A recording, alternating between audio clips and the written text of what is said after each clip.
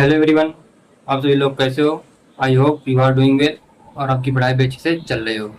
तो आज हम बात करेंगे एसएससी सीजीएल 2025 के एग्जाम रिव्यू के बारे में। टाइम पहुंचा उसके बारे में, सेंटर किस टाइप का था, सेंटर में क्या फैसिलिटी थी और स्टाफ का बिहेवियर भी कैसा था, कि अटेंडेंस क्या थी, उसके बारे में बात करेंगे। स्टार्ट टाइम से हुआ या फिर नहीं हुआ, कंप्यूटर में लैग हुआ कि नहीं हुआ, इसके बारे में बात करेंगे। सिस्टम प्रॉब्लम थी या नहीं थी, स्टाफ का बिहेवियर कैसा था। तो सबसे पहले बात करते हैं तो मेरा एग्जाम 23 सितंबर सेकेंड शिफ्ट को था कानपुर में।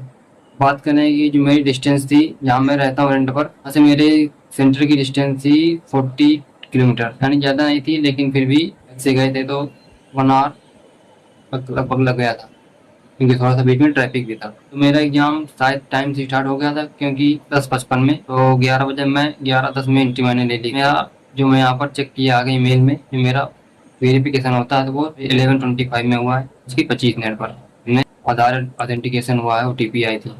सेंटर के अंदर मैं टाइम से पहुंच गया था, मैं एग्जाम सेंटर टाइम से ही पहुंच गया। सेंटर फैसिलिटी ठीक थी, स्टाफ भी सही था, मतलब। लेकिन वहाँ पर जो स्टाफ था वो ज़्यादा छोटे छोटे बच्चे थे, मेरे इतने, यानी उनकी एज 22 to 25 किसी के बीच में रहे होंगे। बस सभी के ऐसे थे, बस वो अपने में मस्त थे, बस उनसे कुछ कहो तो कुछ करते ही नहीं थे। फैसिलिटी ठीक थी, फैन चल रहे थे। मेरे ऊपर तो फैन भी नहीं था, क्योंकि मेरा जो सीट थी उस बीम के ऊपर आ गई थी। बीम में फैन नहीं था, जैसे गर्मी पूरी हो रही थी, बहुत गर्म गर्म, बहुत। रूम भी गर्म था, एसी लगी थी लेकिन ठंडा नहीं था, पूरा गर्म था। और मेरे सामने एक खिड़की थी, विंडो, उसमें जो पर्दा लगा था उसको बार बार हटा दे रहा था। मैं उसको लगवाया, मतलब क्योंकि आँख में सीधे रोशनी लग रही थी तो कंप्यूटर में सही दिख नहीं रहा था। मैंने हटवाया, मैंने बंद करवाया था क्योंकि रोशनी आ रही, उसने फिर हटवा दिया। 2-3 बार ऐसा हुआ। एक बार मेरे बगल वाले लड़के ने कहा, लेकिन बार बार जब हो रहा था तो मैं भी छोड़ दिया। मैंने कहा कि हो जाएगा, जो होना होगा। मैंने अपना सर नीचे करके उसमें सीधे थे डेस्क के बराबर सर करके उसको सॉल्व किया। तो ये फैसिलिटी थी, फैसिलिटी की बात कर ली। और स्टाफ का बिहेवियर ठीक था, कुछ मतलब नहीं था ज़्यादा। अपने उन्होंने जब रिजर्व सीट होती है, रिजर्व सीट टाइम से नहीं दी। टाइम से क्या, मुश्किल से 2 मिनट पहले दी, क्योंकि कह रहे थे कि टाइम से 2 से 5 मिनट पहले मिलती है। ठीक थी, लेकिन एग्जाम स्टार्ट के पहले वो उन्होंने प्रोवाइड कर दी थी रिजर्व सीट, अटेंडेंस। तो मैं जिस रूम में था, मेरे रूम में अबाउट 60 70 लोग थे। उसमें से 12 लोग शायद प्रेजेंट थे, मतलब अगर 60 थे तो 50 लोग प्रेजेंट थे, इतनी अटेंडेंस थी। जब हम स्टार्ट की बात करें तो मेरा एग्जाम बिल्कुल टाइम से स्टार्ट हो गया था और उसमें कोई लैग नहीं हुआ। मेरे रूम में केवल एक लड़के का एग्जाम स्टार्ट से पहले थोड़ा सा लैग हुआ था, तो उसने को बताया था कि, तो उन्होंने कहा था कि रिफ्रेश हो रहा है बैकग्राउंड में। तो फिर उसने भी एग्जाम की स्टार्ट पहले उसने हुआ था, लेकिन उसके बाद उसका भी नहीं हुआ। तो मेरे एग्जाम हॉल में सभी लोगों का स्मूथ चल रहा था, मतलब उसका माउस भी सही चल रहा था और स्क्रीन भी सही थी। सिस्टम में प्रॉब्लम कोई नहीं थी। मतलब किस टाइप से मैंने पेपर को अटेम्प्ट किया, मतलब किस सीक्वेंस में। सबसे पहले मैं जब यहाँ मार्क देता था तो हमेशा मैं जनरल इंटेलिजेंस यानी रीजनिंग, इसके बाद जीएस, इसके बाद इंग्लिश, सबसे लास्ट में मैथ करता था। ये तो मैंने सोचा था कि पहले मैथ करूंगा बाद में इंग्लिश यहाँ पर, लेकिन जब मैं वहाँ पहुँचा तो मैंने देखा, तो फिर मैंने उसी तरह से किया, क्योंकि जो मेरा हैबिट है उसी से करना चाहिए। नहीं इधर उधर करते हैं तो एग्जाम प्रेशर होता है इतना, तो कोई प्रॉब्लम हो सकती है। तो सबसे पहले बात करेंगे रीजनिंग। रीजनिंग मैं कहूँगा वेरी इजी थी। उसमें से 25 में 25 डुएबल थे। मैंने फर्स्ट गो में केवल 24 अटेम्प्ट किए थे।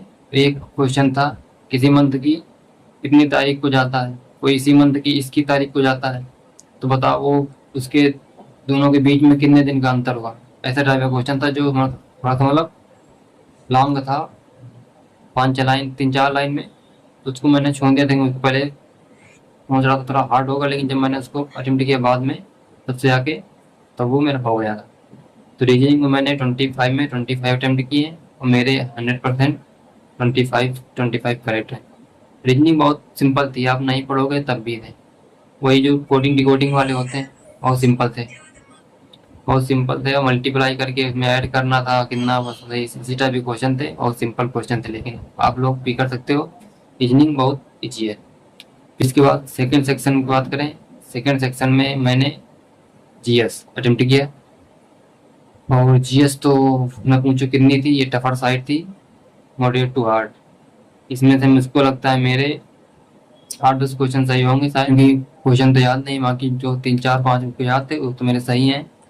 और 2023 की करंट अफेयर्स पूछी थी और 25 की करंट अफेयर्स पूछी थी। 23 वाला मेरा सही है और मुझको क्वेश्चन 2025 वाले याद नहीं है। तो टोटल मैंने इसमें शायद 15 से थोड़ा सा 1-2 ज़्यादा शायद अटेम्प्ट किया मैंने। तो इसमें मुझको 8 से 10 लगता है सही होंगे लगभग, मतलब जो मैंने किए हैं। बाकी उसके ऊपर जो आंसर किया गया तब पता चलेगा कितने अटेम्प्ट किए हैं उसमें, कितने सही हैं।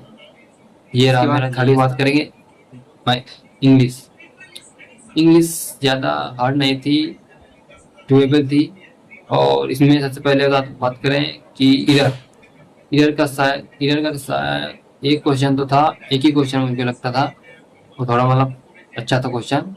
इधर केवल एक क्वेश्चन था, बाकी passive voice, active voice, narration, indirect indirect थे।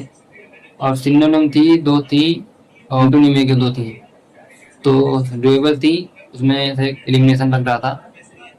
एक तो पढ़ी हुई थी, मतलब मैंने पढ़ी थी, और एक में एलिमिनेशन लग रहा था। तो ये भी मेरी सही है, लेकिन मेरी एक मीनिंग है जो गलत हो गई है। मैंने उसको पहले अटेम्प्ट में सही किया था, लेकिन बाद में जब मेरा टाइम बच गया तो गलत हो गया मेरा, इनकरेक्ट स्पेलिंग गलत हो गई है। पैसेज की बात करें, पैसेज पहले तो बहुत हार्ड आ रहा है, हार्ड था, लेकिन मैं उसको जब मैंने अपना मॉक अटेम्प्ट किया, अरे मॉक नहीं बट एग्जाम अटेम्प्ट किया था वो, तो मेरा 45 मिनट में हो गया था एक बार टोटल। तो जब हो गया था तो मेरे पास बहुत टाइम था, तो मैंने उसको 2 बार पढ़ा था।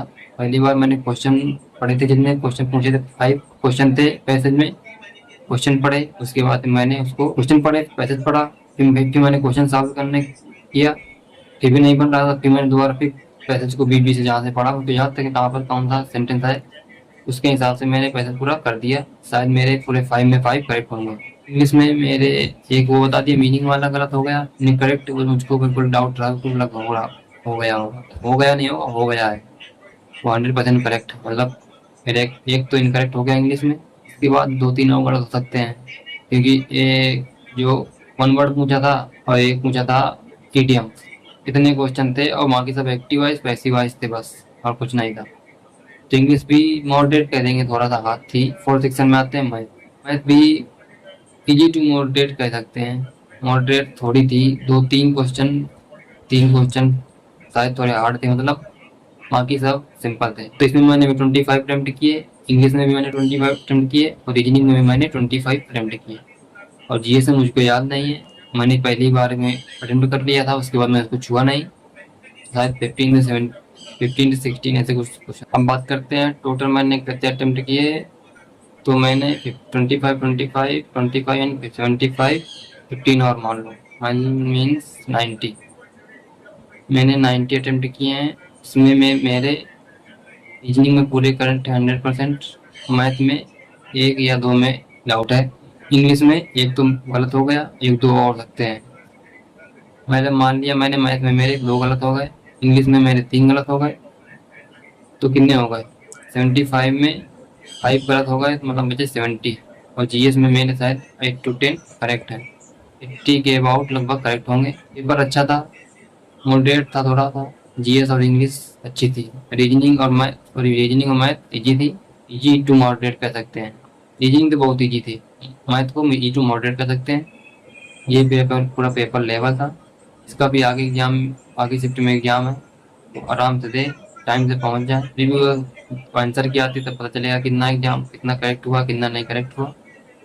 तो वीडियो का अच्छा लगा हो तो मेरी वीडियो को लाइक, शेयर और चैनल को सब्सक्राइब जरूर करें। मिलते हैं आपसे नेक्स्ट वीडियो में, तब तक के लिए बाय बाय, धन्यवाद।